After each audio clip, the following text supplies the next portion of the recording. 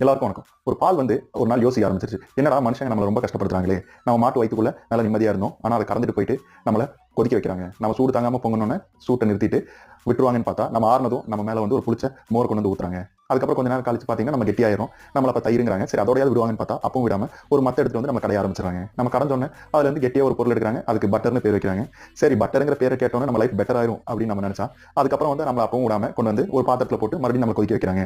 அப்புறம் நம்ம உருகுனதும் அதுக்கு நெய்யின் பேர் வச்சு இங்க கொண்டு வந்து வச்சிருக்காங்களே அப்படின்னு சொல்லி யோசிச்சிட்டே இருந்துச்சு. அப்படி யோசிச்சுட்டு இருக்கும்போது அந்த வழியா போன 2 பொண்ணுங்க வந்து பேசிக்கிறாங்க. என்னடி உங்க ஊர்ல பால் என்ன விலை விக்குது அப்படின்னு. 1/2 லிட்டர் 20 ரூபா சொல்றாங்க அப்படின்னா. பாரு பால் 1/2 லிட்டர் 20 ரூபா தான். ஆனா இந்த நெய் பாரு 1/2 லிட்டர் 200 ரூபா சொல்றாங்க அப்படின்னு சொல்லி பேசிட்டு போனாங்க. அது கேட்டதும் அந்த நெய்க்கு வந்து ரொம்ப மகிழ்ச்சி ஆயிடுச்சு. நம்ம இவ்வளவு கஷ்டப்பட்டதுக்கு நம்ம மதிப்பு ரொம்ப கூடி இருக்கு. நம்ம பாலாவே இருந்திருந்தா நம்ம மதிப்பு 20 ரூபா தான் இருந்திருக்கும்.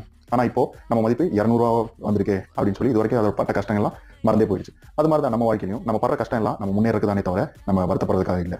உடல்ல வேர்ப்பு தங்கிட்டே இருந்துச்சுன்னா நம்ம உடல் கெட்டு போயிடும். நம்ம கஷ்டப்படாம